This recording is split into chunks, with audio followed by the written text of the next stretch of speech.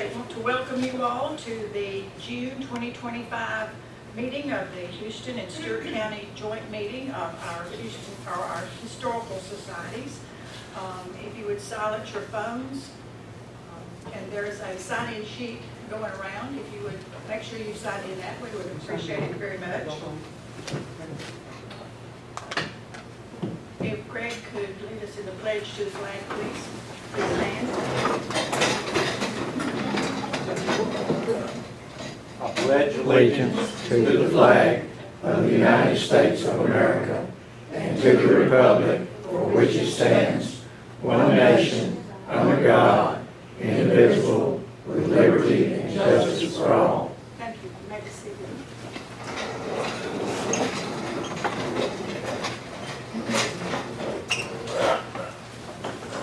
The meeting minutes. Did anybody have any questions, deletions, corrections, additions? Okay, we will not hearing any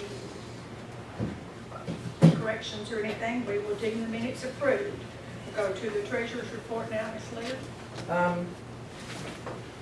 We just had a little bit of expenses last month. We have $965 left in our bank account. And our CD is about to roll over on July 5th.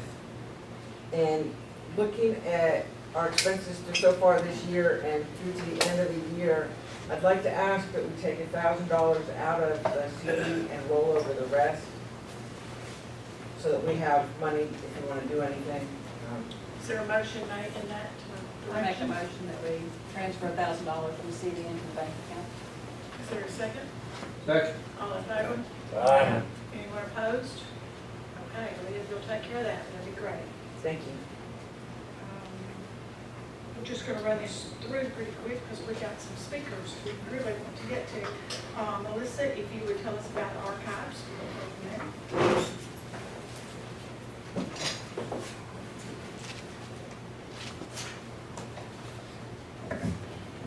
Hello, I'm Melissa Barker. I'm the archivist for the Houston County Archives and Museum. We are located in the basement of the county courthouse just across the street. So if you get a chance, please come visit me. We're the only entity in Houston County that's actually preserving our history. Normally what I do is I give an update on what's been going on since our last meeting. We received donations of records, photographs, artifacts, and things like that on a regular basis. I'm going to talk about a couple of collections tonight that I'm actually working on. For instance, today, Leah, you remember the lady at the Clement Museum that we talked about that was kind of like Zach Kinslow, the director of the Clement Museum in Dixon, stopped by because he was speaking at the Rotary Club today. And she sent along some stuff that she donated. So she donated some class photographs from the Erin Elementary School dating from about 1967 up to about 1975 that belonged to Miss Mary Clements, who was a school teacher. So stuff like that we get on a daily basis. But a couple of collections that I've been working on, processing and working on. One of the collections our Historical Society knows about because I mentioned it already, but I wanted to mention it a little bit more because I've gotten into it. I received a phone call one day from a lady in Madison, Tennessee, who said that she had a collection of records. She wanted to know if I wanted them. So I said, well, what are they? And she said, well, they look like they're old correspondence. And she said they were found in my grandmother's stuff when she passed away. She doesn't know why she had them. And I said, well, do you have any names? Well, she said Henry Hollister. And then I said, okay, you have my interest now. I said, what time frame are these? 1850s. So she mailed me between 60 and 70 original letters that were written to Henry Hollister, and all of them talk about the iron industry. So Ron Donelson is my new best friend. He's always been a good friend. But anyway, so I've been processing these. Very interesting to read. Going into a lot of detail about the iron industry, which I had no idea. I've learned what a bloom is. But these belong to her grandmother. Her name was Eula, her maiden name was Pulley, and her last name was Corbett.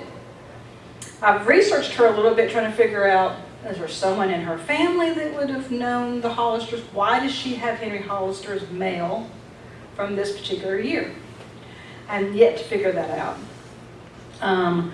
So as I'm going through and processing this collection, I'm making a list of all of the different iron furnaces that are mentioned and the different people that are mentioned. And I'm not finished yet. But so far, the furnaces that have been mentioned are the Yellow Creek Furnace, the Byron Forge, which we know Henry Hollister owned, Rough and Ready Furnace, the Buffalo Furnace in Greenup, Kentucky, the Cumberland Iron Works, and the Raccoon Furnace in Greenup, Kentucky. What's also interesting is that many of his correspondence, the people who wrote to him, addressed it to H.H. Hollister in Bowling Green, which we all know was now Cumberland City. So this is actually an interesting collection of records. I have digitized all of them. I've given copies to Ron. There is also a copy at the Stewart County Archives. I give a copy to Jim Long. So if any of you want to look at this correspondence, you go to the Stewart County Archives and he has them there. Fantastic collection. The next collection I want to talk to you about actually has a funny story attached to it. I had a donation of some Miss Lorraine Powers records. Does any of you remember Miss Lorraine Powers? She was, yes. She was evidently, I did not know her because I think she passed away before I became into the archives world or the historical world around here, but she must have been a very beloved person. Because she was actually born in 1906, the daughter of W.T. Powers and Laura Walker Powers. She died in 1995. Well, in 1964, she was visiting family in Greenville, Mississippi. And if any of you that are readers of the Stewart Houston Times or were readers of the Stewart Houston Times, you will remember that there were a lot of community or what I call gossip columns in the newspaper. And they reported the goings and comings of everybody in the community. You couldn't do that today, but they did it back then. So there was a column written by Miss B. Brewer called "We're All Abuzz," if you'll remember that. I was fortunate to be able to work with Miss B. She worked at a soil conservation office the last few years of her life, and that office is across from the archives in the basement of the courthouse. So a very lovely lady. She lived to be in her 90s before she passed. So she wrote this column called "We're All Abuzz." Well, in this column, she writes, "Did you know that Miss Lorraine Powers underwent surgery in Greenville, Mississippi last Monday? I talked to Mrs. Walter Walker about Lorraine on Friday before this went to press and learned that she was doing fine, and just when she will be out of the hospital is unknown. Lorraine's address at the hospital is room 432, Greenville, Mississippi. I'm sure she would love to hear from many of her friends." Where this comes into play is that I got a donation of a very large scrapbook that belonged to Miss Lorraine Powers. She saved every get well card she received from being in the hospital. Evidently she had a non-cancerous mass that she had to have removed. Evidently she had an episode or something while she was visiting family. Because it came to a shock to everybody. When you read these cards, everyone is just in shock. Why are you in the hospital? What's happened? You know. But this is a kind of a lesson to genealogists. I've been a genealogist for 35 years. Reading this entire collection, not in one sitting, in a couple of days, I kind of looked at it. And it's amazing the information you can glean from something like this. Remember, it's 1964. She received over 120 get well cards, postcards, and letters from the community. Can you imagine? And that was all mailed to the hospital. And some of these people sent her gifts and flowers and all kinds of stuff. Wanted to send her big gifts. Well, we couldn't send that through the mail, so we're only sending you this small something or other. But there were 3 major themes in this correspondence and these get well cards that I found fascinating. They wanted to make sure she was kept up on local gossip and what was going on. So the 3 things that almost all of them told her in their get well cards were this. Number 1, Mary Evelyn Dixon fell and broke her ankle and had to have surgery. They wrote this in their get well cards so she would make sure she knew. Mr. Marible's store burned to the ground. Everybody told her about that. And this is 1964, and there was an election in 1964. So they're talking about the election. They're worried about the election. Local election in August of 1964, especially the race for county judge. They were very worried about county judge. Who was going to get county judge? Well, Mr. Carey got county judge that year. They didn't like the fact that Mr. Carey got county judge that year. And they told her all about it in her get well cards. So the last thing, which is the funny part to me, I told you Mary Evelyn Dixon. People in this room from Houston County knew who Mary Evelyn Dixon was. She fell and broke her ankle. Well, amongst the get well cards, amongst everything, was a letter from Mary Evelyn Dixon. And I would like to read this to you.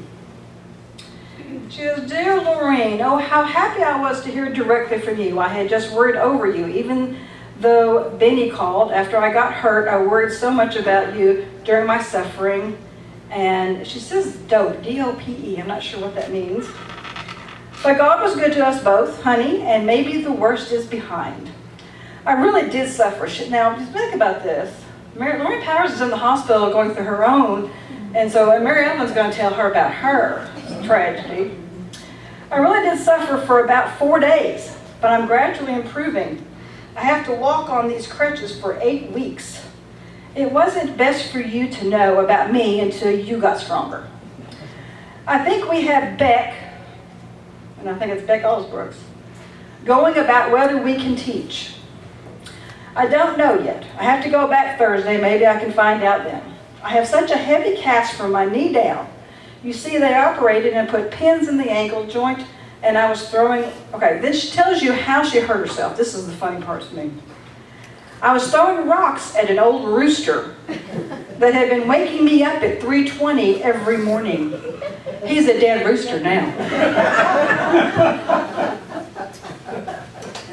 So, you never know what you're going to get donated in the archives, and so as I tell everybody, we tell everybody, don't throw it away, bring it to the archives, because it's stuff like this. You wouldn't think a scrapbook full of get well cards could be historical, funny, and something that would tell the history of our community, but it does.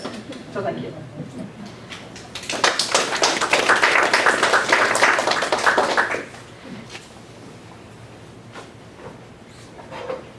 We also have a visitor tonight, Mr. Ron Donelson, and he would like to speak to you on a few things here, please.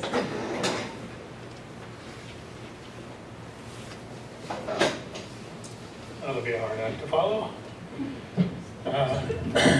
Melissa has also been my best friend for having a lot of information for me for the iron industry, and I really do look forward to getting to that Hollister material. What I've been working on since at least 2019, but in book form since about 2020, is what I'm calling now an introduction to the ironworks in Stewart and Houston counties. For a while it's been a guidebook, but it seems like an introduction seems better. I should point out that I am a doctor, and this has cured me of my ignorance of the iron industry in the area. I can't say that for legal reasons that it'll do that for you, but it has cured my ignorance because I didn't know much of anything. Part of it did actually start truly in ignorance. Shakespeare. I'm actually, Shakespeare. yes, I have a PhD in Shakespeare, so if you have any other problems, I can't fix any of those. So take anything I say with a bit of a grain of salt. There isn't a whole lot of Shakespeare in here. In fact, there's only one reference to him. So if you don't like Shakespeare, you'll be happy just skimming through the information here. Part of it, like I said, began in ignorance, asking a question in 2019 about Dr. Rutland, who had been accused of killing his wife in the mid-1850s. And when I did a little bit of research online, I found that he was involved in some way with Stromboli furnace. I didn't know anything about Stromboli furnace any more than I knew much of anything about the iron industry in Stewart County. So I asked my mom, she said no. I asked Ski, Ski said no. So I said, all right, I'll see if I can't find out where or if there ever was a Stromboli furnace. It's in here. So the idea of the book itself, you probably were already familiar with Ash's book back in 1986 about the iron industry, the Stewart County story. And in, right after the turn of the century, maybe 2006, there was the Tennessee Iron Furnace Trail. Both of those together sort of provided a model for me, especially the latter, because it tried to look at a variety of different ironworks in the state. And Stewart County is represented there, Houston County is represented in there for the limestone industry, iron industry for Stewart County, 3 furnaces, Bellwood, Bear Spring Furnace, and Great Western. So the idea was devoted an individual page to those places. So I thought, well, I can do something like that and do an introduction to the ironworks. Tennessee Charcoal Iron is now the title, the main title. It is coming out this month. I'm very close to being ready to send it off. Most of the details are done. The cover, it does have a picture here of Bear Spring, barcodes and that sort of thing. Everything is ready to go. There are just a few details that need to get nailed down. So it has an introduction, talks in general terms about the iron industry in the area. Then it's broken up into roughly 3 areas. There are the early and antebellum ironworks. There's a brief section on the Civil War, only about 3 pages, and it mainly only focuses on the impact that the Civil War had on the iron industry, or vice versa. And then after the Civil War itself, Reconstruction era and late ironworks, so taking us up to the last furnace that operated in the area in these 2 counties, the Dover furnace in 1927. Starts with Brunsoni furnace. Many of you may remember that name. So you'll find that in here. You'll find material on Strombolia in there as well as a few more possible surprises or irritations. So unlike the collection that Melissa has for Hollister, that takes us in the mid-1850s, kind of going in this direction on the timeline, mine is covering about 100 years going in this direction. So the diachronic, the stuff that goes through time, versus the synchronic, the stuff that goes in this direction. I will eventually get to those kinds of things in a much larger book, but this is kind of the introduction. A guide for people who just kind of want to know what some of the basic facts are. It's based entirely on original research in primary sources. So early newspaper articles, early court cases, early maps, archival sources. So I really did want to try to get down to the nitty-gritty and get to the basics. Just to give you a pop quiz to see how well you know your information already. If you look at Goodspeed's history for Byron Forge, you have 2 possible dates. One that is in the Stewart County side of Goodspeed's history says 1840. The one for Houston County says 1845. Show of hands, how many people say 1840 for Byron Forge? How many people say 1845? Neither one is correct. Sorry. I wasn't really prepared for this, and you were prepared for a pop quiz. 1830, sorry? Anyone have a better guess? No, I was going to say 1835, 1830s. It's mid-1830s. They start erecting it at the end of 1835, and it's finished and it's ready to go by summer of 1836. Yeah. So absolutely, that's what it is. So when you're going back, like I was doing with some of the early sources, Goodspeed's not always reliable, so you kind of have to go in back behind that. Sometimes it's spot on, it's very accurate, and sometimes it's not at all. So it has to be taken with a grain of salt. But as I suspected, a lot of the material does, particularly for someone like Hollister. Even if we could get something like a record book from, say, Byron Forge or Ashland Furnace, which he built in the early 1850s. We also know that he got sued by several of his partners. And so anything that was written in some of those books that he might have had, those books might have been cooked, as we say, right? Because that's primarily why those partners were suing him. Misrepresentation of the productivity of the forge, misrepresentation of the stock on hand. One of the owners never even came to the area to take a look. He was just relying his investment entirely on what he's being told, and apparently what he's being told was a fabrication.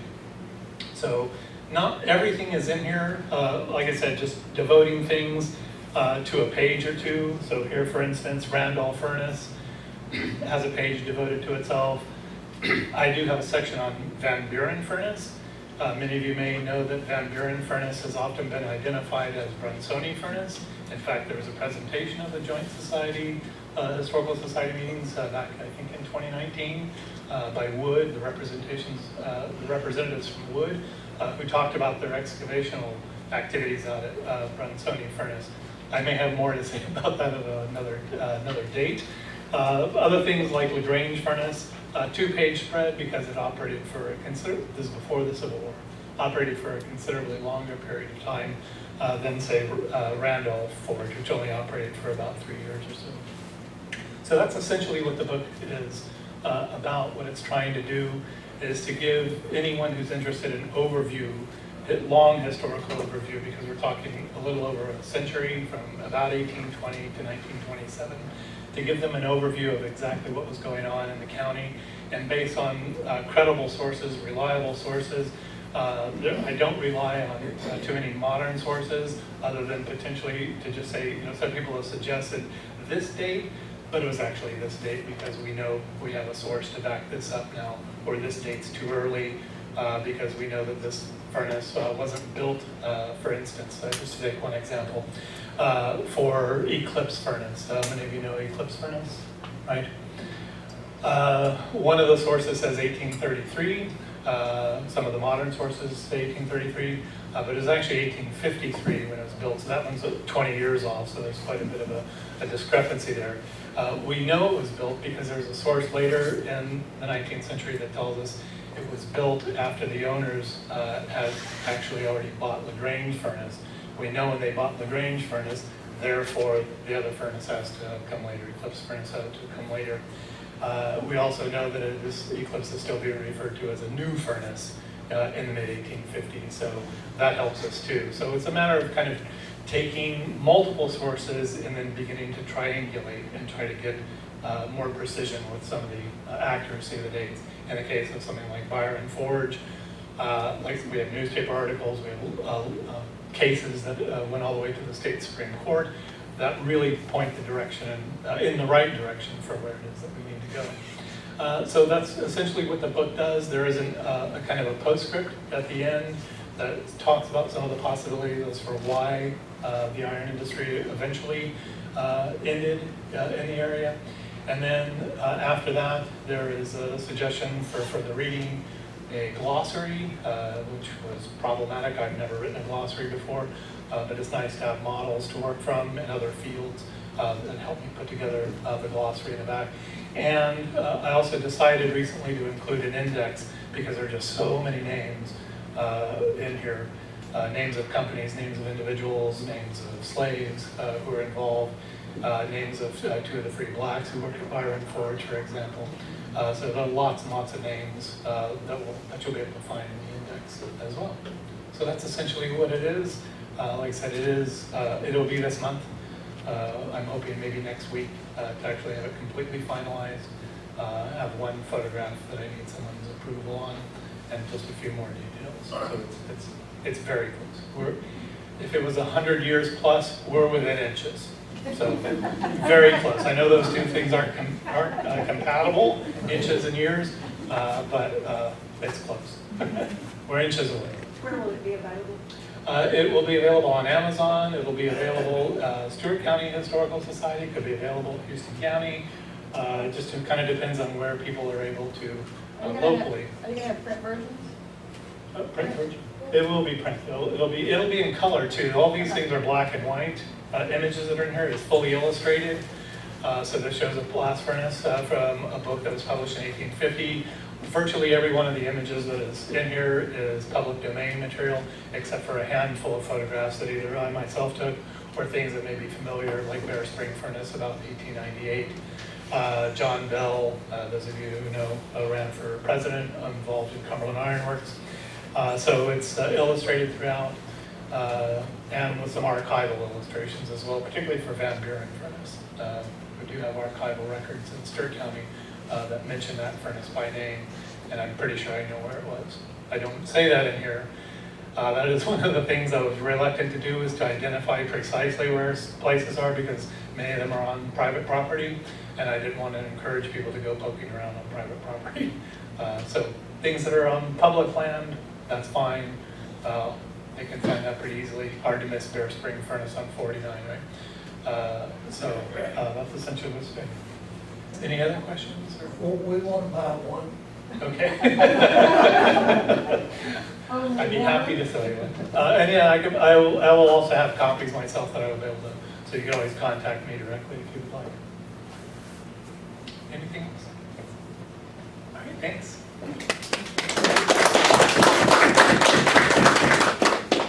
Steve, would you like to talk about what's going on at the Stewart County Historical Society? This is our Stewart County Historical meeting tonight here. We're meeting with y'all, so we won't meet the rest in June, but in July, I got a special speaker coming.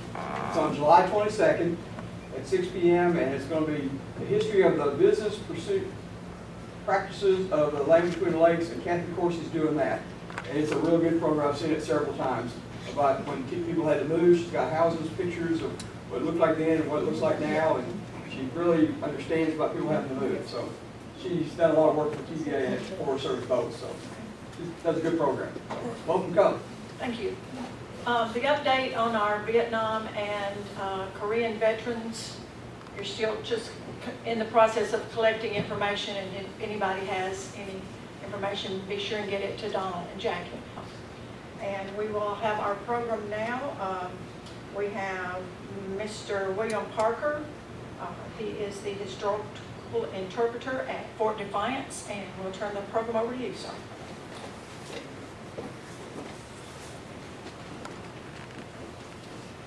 Thank y'all for having me here. What time do I need to? I don't want to go over tonight. 8-ish. 8-ish, okay. Okay. About 30 minutes. 30 minutes. About 30 minutes. Okay. So far, I'm most impressed by a doctorate in Shakespeare. I was impressed by the chicken. The chicken story was good, don't get me wrong, but, and I was thinking, I've been to Stratford-on-Avon, and I saw the Merry Wives of Windsor at the Globe in London, so that's my exposure to Shakespeare, so I'm impressed by that. Yes. I want to talk to y'all today about the Fort Donelson, Fort Henry campaigns. I do want to dabble in that a little bit, but also, I'm the director of Fort Defiance in Clarksville. I want to a little bit heavy on that. Has anybody been there before? I know, oh my gosh, most of y'all have. Okay, well, I mixed this up a little bit there, all right?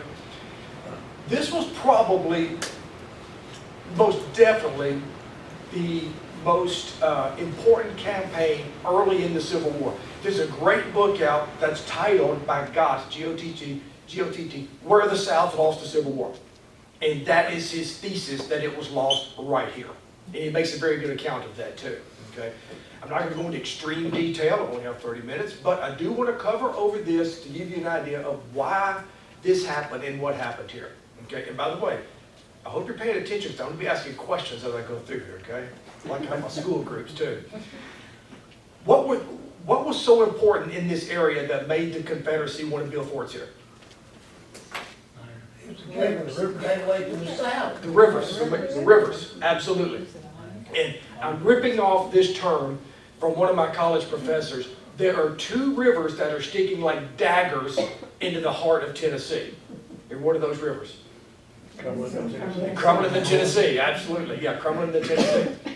On the Tennessee River, if you control the Tennessee River, you pretty much control Tennessee, okay? And the Confederates put most of their eggs in one basket at Fort Henry. Not the best place, Steve would tell you more about this, not the best place to put a fort if you've ever been there, okay? Matter of fact, the fort flooded during the battle. When you have to take a rowboat into the fort to accept a surrender, it probably was not at the best location. Yeah, not at the best location. Fort Donelson, more formidable location. We all know where that is on a Cumberland. It's on a Cumberland, not the Tennessee. Great location there. Believe it or not, the Fort Henry was supposed to be the stronger of the two forts. Through, it's hard for me, World War II is actually my specialty, not the Civil War. Any war I'd like to read about though. it's hard to find more of a mismanaged campaign than the Confederates did right here in these two campaigns. It's almost as if they were trying to lose this battle here. I've often said if the battle was fought 10 times, the Confederates should have won 9 times, but this was the once, okay? Fort Henry, it was put under gunboat siege. Eventually, the garrison there was about 2,500 men. The garrison wound up retreating back to Fort Donelson. They left the entire Tennessee River, the Confederates, to the battery there of about 75 men. The entire Tennessee River. When Fort Henry fell, the river was wide open. All the way down to the river right down to Muscle Shoals. Yeah, wide open. Fort Donelson, a little bit more difficult here. Of course, you got the river batteries there.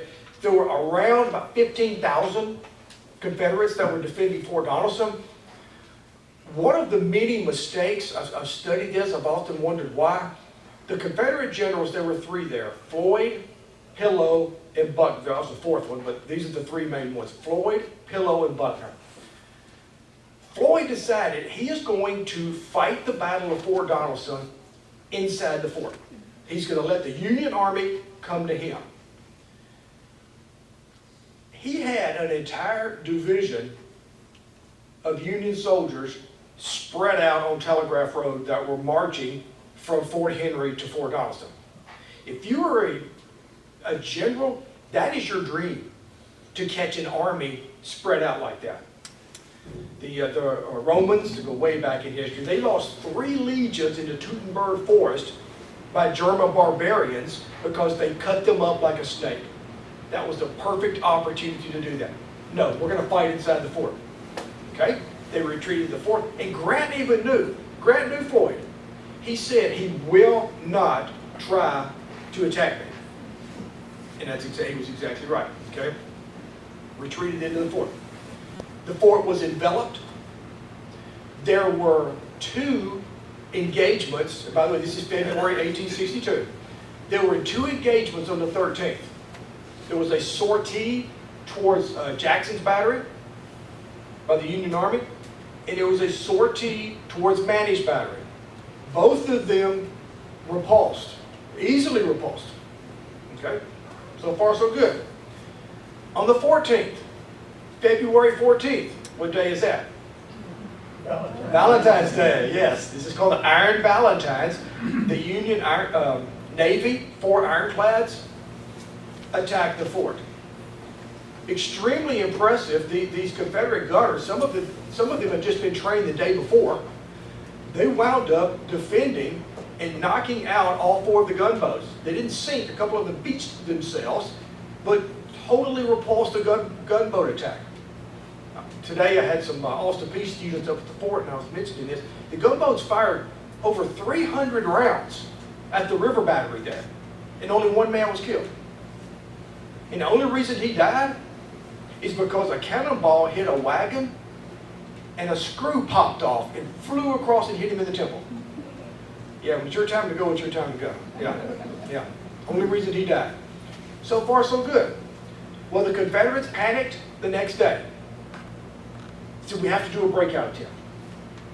8,000 of the Confederates, which was the best infantry they had, conducted a breakout up Forge Road. Down through Barn Hollow, if you've ever been down there, behind the library, back through there. Yeah. Complete success. Blew the Union Army lines wide open. The path is wide open. With the 2 generals, one of them thought, we're going to blow the way open, and we're going to leave. Another one thought, no, we're not going to do that. We're going to blow the way open, then we're going to come back in and grab all of our wagons, all our baggage, and then we're going to escape. That's ridiculous. Okay? They couldn't agree.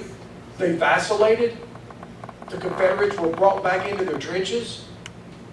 And the next day, which has been described as a surrender most disgraceful, the fort surrendered.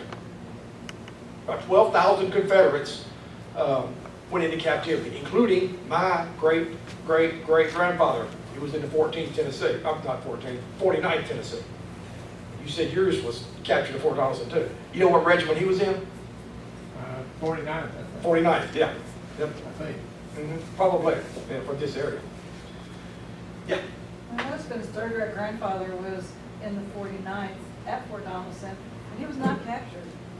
He was actually, according to service records, he was wounded. He was one of the companies that was down at the water batteries. Okay. He was wounded, and we believe he was put on a boat and sent upriver to Clarksville, because he was not captured. He was captured later in the year in Clarksville in November. Yeah, he was not captured. do you know his name? Andrew Jackson Barker. Barker, B-A-R-K? Yep. Yeah, I can remember that. Yeah, I've got a roster at the fort where I work. It's got all the names on He was it. in the company G or H, I can't remember off the top of my I'm head. gonna look him up tomorrow.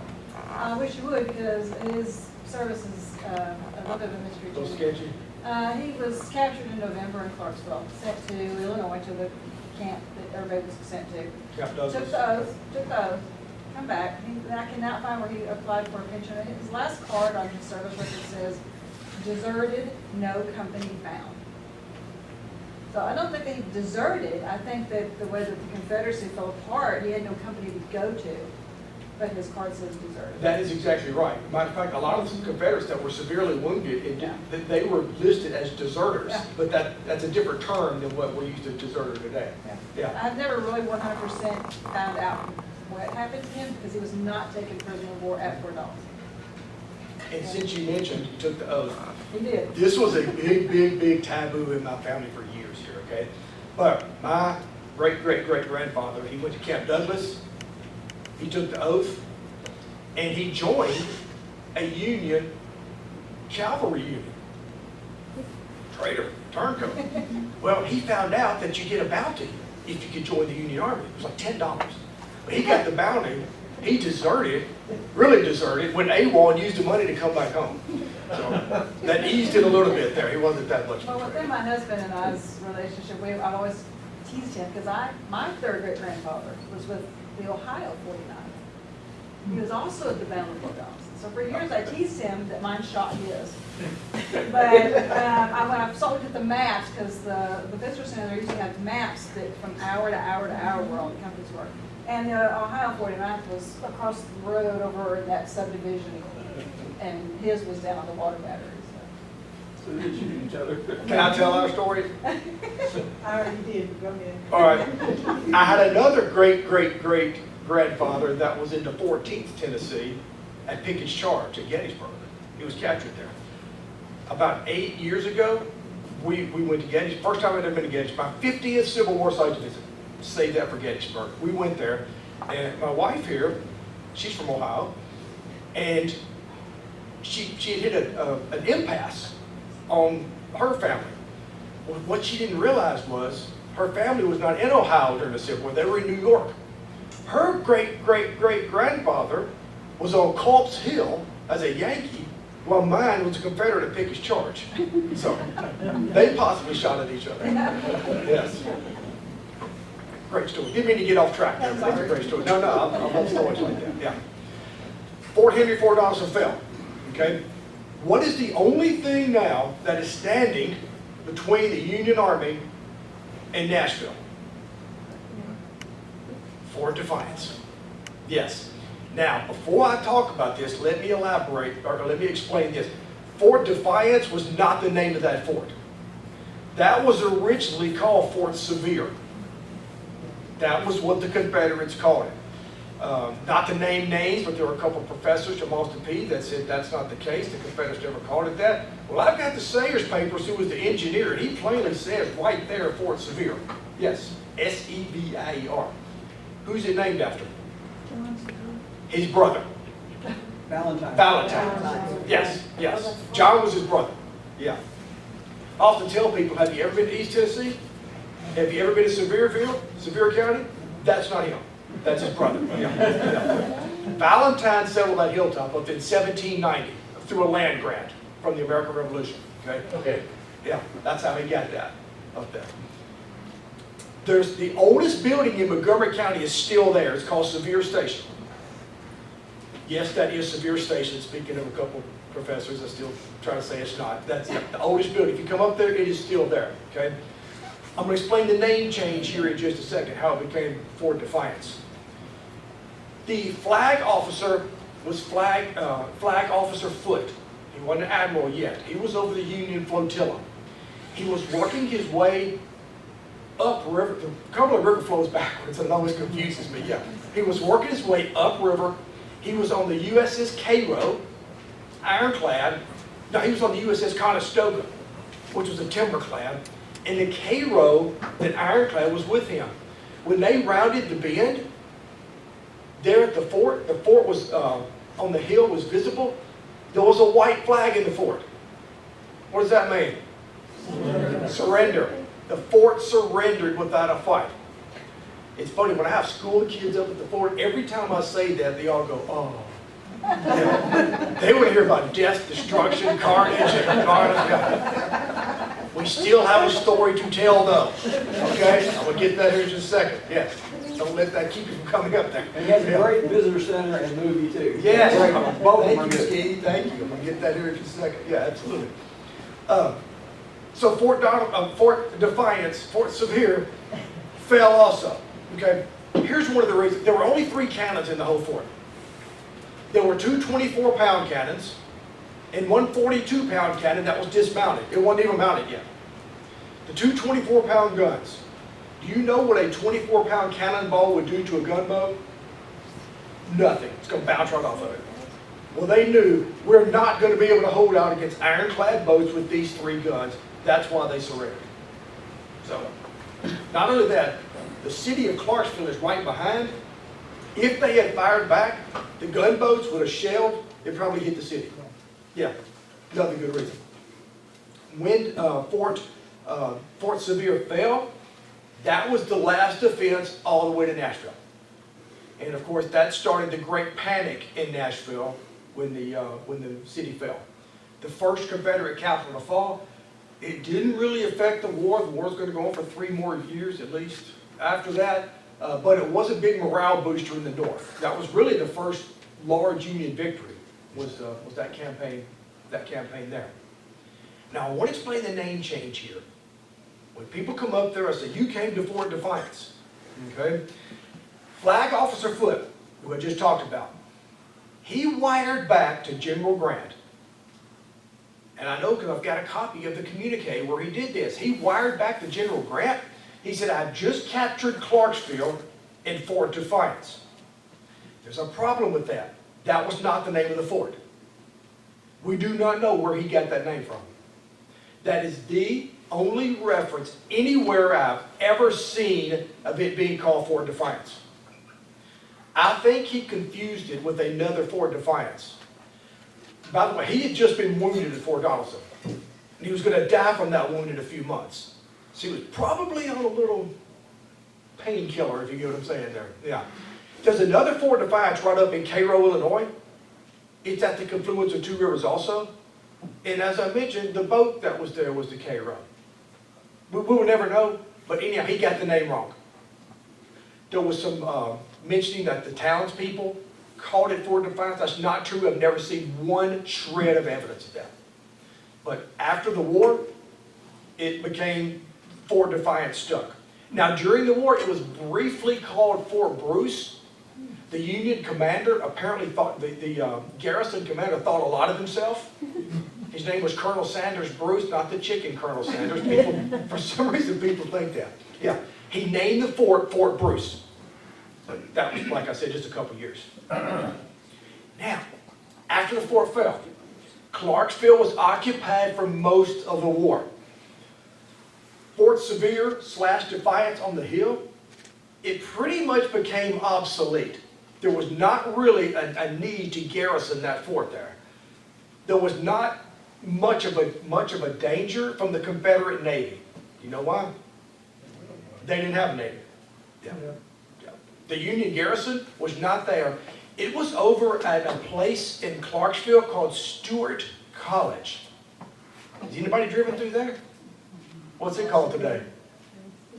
Austin Peay. That's correct. Yeah, it used to be called Stewart. And it's now Rhodes College in Memphis, the same school. Yeah. If you ever drive where the baseball fields are, softball fields, that's where the Union garrison was, right there. This is a whole other story here, but I've got to just briefly say what happened to the Union garrison that was there. In September of 1862, a Confederate command rode back into Clarksville. These are just ragtag ruffian soldiers, 300 or 400 of them. Colonel Woodward and Stovepipe Johnson rode back in. They captured the Union garrison there. And they briefly retook Clarksville. That's going to eventually lead to the Battle of Riggins Hill, which that's a whole nother talk right there, which was fought in Montgomery County. Yeah, but, that happened during the occupation. And then, of course, after that, the Union Army came back in, and they were in command for the entire rest of the war there in Clarksville. When the war ended, of course, all the soldiers go home. There was a judge in downtown Clarksville, Sam Bowes. Did you ever know Sam Bowes? Thought maybe you knew him okay, yeah. He heard the name. Yeah, Judge Bowes. He was the judge there. He knew something was up there on that hill. And in the 1950s, he obtained that hilltop there, 10 acres. In 1982, he donated that hilltop to the city. Here you go, Clarksville. What are you going to do? Well, the city of Clarksville turned it into a little park. Did anybody go up to that park growing up? Good. That was not a place you wanted to go. Yeah.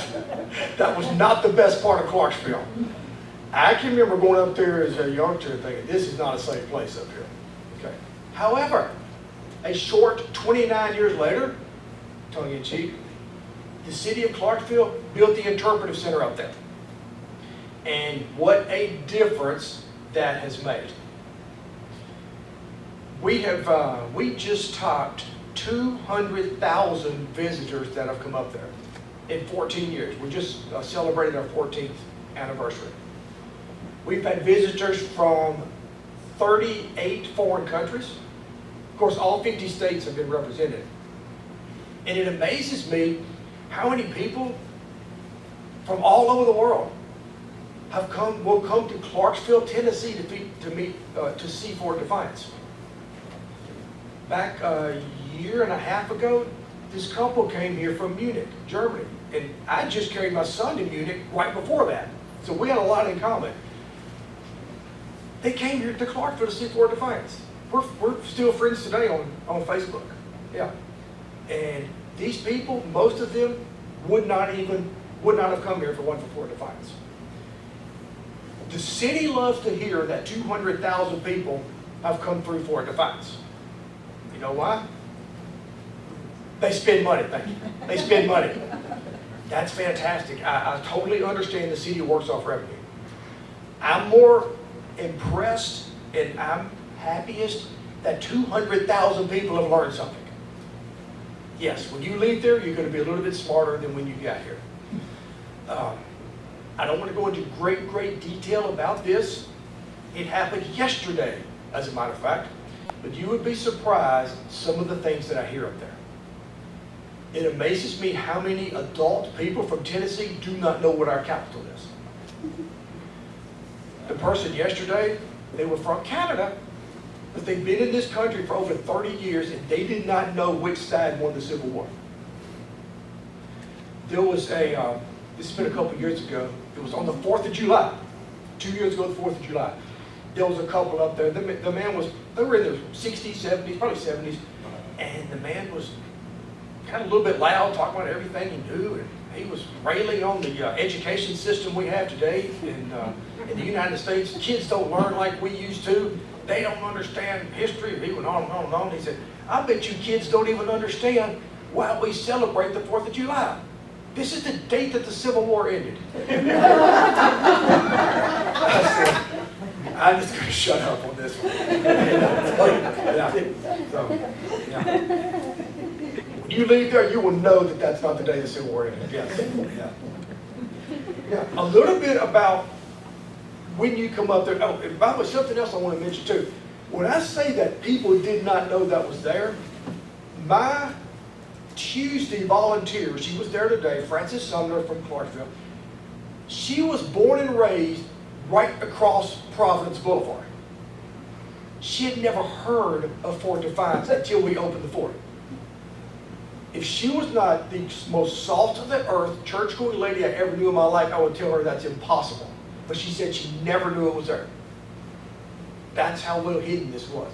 Still It's not a today, good place to be, so she didn't know about it. maybe that's it. Yes, maybe, yes. That's probably it, Steve. I'll tell her that next week. Yeah. It's a good thing you didn't know about it. That's right. But still, to almost every week, a Clarksvillian comes up there and says, I was born and raised here, and I'd never been up here before. We hear that so often. Or I drive by here every day and see the sign, but I just didn't know where it was. I thought it was further away than this. So, we hear that every day. But if you come up there today, like I said, we've got our interpretive center. Ski mentioned our film. It's great. Award-winning. Yes, it won 3 awards. It was locally filmed, edited, produced, all right there in Clarksville. The characters in it, some of them are my volunteers up there. Manoa Uppleman's one of them. Manoa Uppleman, and her husband's in it. Yeah. And John Walsh, and at least Jonathan. No, it's Alex. Is Oh, it no, Alex? Jonathan's in there too. They both are? Yeah, I knew Alex one is was an in it. I infant. knew one was little, and they're little, you know. Yeah, Alex is an infant in this. Yeah. Bob Parker is in there too. He was my Wednesday volunteer for years. I'm not making this up. Some kids went in there and saw the film, and they'd seen Bob out there. He always dresses in his Confederate uniform, and they saw Bob in the film. This girl ran out of there. Her eyes were this big, and she ran up to Bob and said, I saw you in the movie. How are you still alive? She thought, I guess, that was real Civil War footage. And Bob is a veteran of that. Yes. That was memorable right there. Yeah. But we've got the film. We also have the museum itself, the interpretive center. There are 5 Got a good panels. diorama too. Yes. He's got a good diorama. Thank goodness I have that diorama. You would not believe how much trouble I have trying to interpret to people the concept of an earthen fort. Some of them never get it. That forts built during the Civil War are earthen walls. I tried to explain that to a school group from Hazelwood. They got it. There was another couple there, and the lady said, I understand that, but where's the fort? This is the fort. That's earthen walls. And a little bit about our earthen walls. What you see there is what was dug out 164 years ago. They're untouched. The National Park Service does not like to admit this, but all the earthworks were redone out there at Fort Donelson. The CCC back in the 1930s, Severe Conservation Corps, they redid all of those earthworks. We're a city park. What you see there is what was dug out. Perfectly preserved. So, of course, that's up there too. We also have a walking trail. I try to walk it every day. You can either do the 0.8 mile or the 1.8 mile walking trail. It's an interpretive trail. There are panels down through there. You never know what wildlife you're going to see while you're on the trail too. So a huge snake on there yesterday, turtles, everything you can imagine. Yeah. And in the museum itself, when you walk in, we have a glass room. And we also have a glass display case. Everything in that glass room and in that display case has been donated to us since we opened. It's amazing how many people, and I've got a running rule. If you donate something to the park, we will put it on display. Nothing more frustrating than I hear people donate something to a museum and they never see it again. Yeah. And also, usually we'll put a little plaque on there. Donated by so-and-so. Yeah, I got about 4 minutes left. Is there any, that was all of that in a quick nutshell. But any questions for me about, yes? Well, for the uneducated over here, will you tie together date-wise Fort Donelson and Fort Defiance? Yes. Fort Henry fell on February the 6th of 1862. Fort Donelson surrendered on the 16th. And Fort Sevier / Defiance surrendered on the 19th. Okay. So right there in that same period there, yeah, of 1862. And the other question, I have one other question. For some of us that sort of grew up playing war games and the Civil War was among those, everybody wanted to be a rebel, at least in my neighborhood. We heard a lot about Shiloh, and when I was growing up, everybody took trips to Shiloh, and there's monuments there's markers, it's historical monuments from like, you start in Dixon and drive all the way to Shiloh, and there's things to sell. Does that exist? Are there historical Yes. markers is there a tour that you can take from any distance from Fort Donelson to there, or? Not necessarily a driving tour there from Fort Donelson to Fort Defiance. Now, on the park, we have historical panels all over there. And if you give me notice, I'll be there on a certain day, and how many people are going to be there, I will give you a personal guided tour of the entire, we're only 10 acres. I was going to get around to that, and I was going to wait till this was over. Yeah, if you call and let me know. It's worth it. Yep, I'll give you a personal tour of it, yeah. But there's only one, sometimes there's only one of us up there. Some people, well, can I get a guided tour, or I'm the only one here? Yeah. Well, I just would observe, I grew up in Houston County. I don't ever remember Fort Defiance ever being discussed. And we knew lots about Fort Donelson and Fort Henry and other places in Shiloh. I don't ever remember any discussion. That doesn't surprise me one bit. When Frances Summer lived right across the street, and she'd never heard of it. Yeah, it was literally unknown, even in the historical realm, until the center was built. And then that's when Clarksville, wow, we have a lot of history here. We've got our own fort here. Now, there was another fort in Clarksville, too. It was across the Red River. It was called Fort Clark. And those that are my age, the Two Rivers Mall, anybody? Yeah, was built right on top of it. Now, people younger than me, Hooters, they all know where that is. Yeah, but my age, it was Two Rivers Mall, was built right on top of it. It's long gone. William, I see wonderful advertisements for your events. You do great events there. Thank you. Thank you. What's an upcoming one? We've got actually a pre-Civil War event called Frontier Days on the 28th coming up. And if you want to see something exciting, this Saturday the Tennessee wood carvers are going to be there. If you've been in there, the bench that's there, they're the ones that made that bench. They're great men. They're all retired, and they put on wood carving displays there. Yeah. We have usually 2 or 3 things a month up there. Maybe contact. That's what I was thinking too. Great minds work alike. Maybe you should get Congress to change the name to Fort Sevier and then. We have had some descendants of Valentine come up there before and come to me and say, you need to change it. I said, that's way above my pay grade. Don't ask me that. But you're right. There are people that have said they need to change it back. That would be more common name Be more correct. Yeah. than Defiance. That sounds like a bird or something. Well, especially since it's surrender without a fight. Yeah, I was gonna say, they weren't very defined. Yeah, they weren't very defined. Have you been the director? How long have you been the director? This day one. Day one. They handed me the keys when we opened. Yeah. Knock on wood. If I live long enough to retire, I'll be there till I retire. Hey, you better knock on your head. Yeah, that's right. A lot of wood there, yeah. We know it's wood. Yeah. Any more questions, comments? We do appreciate you coming here. Thank y'all very much. I was just going to tell you that my wife Nelda's ancestor was convicted for selling corn to the Southern.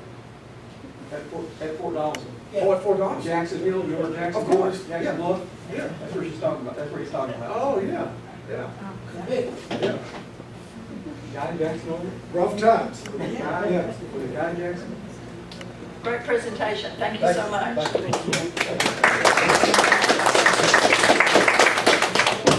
Wanted to remind you all that our July the 8th meeting at 7 p.m. will be Camden Lang and his presentation, History of Law Enforcement. August will be our own Dan Osbrooks about his trip to Africa. November the 18th, and it'll be the 18th instead of the 11th because of Veterans Day. So it'll be the 3rd Tuesday instead of the 2nd this time. Melissa will open the archives for you to come and visit and see what she has to offer. And then, We're gonna have a program that night. Okay. It's gonna be Keith Greer, who is the county maintenance guy. He is a collector of, bottles, old bottles. He's gonna bring some out of his collection and tell some stories and some background history on it. December the 9th is our annual Christmas dinner. That'll be at 6 o'clock. And when we have food at 6 o'clock, we're going to have food at 7 o'clock. You all are invited to attend and hope to see you there. And maybe we can make it over to Stewart County as well. And a motion to adjourn. So moved. All right. Thank you. Thank you.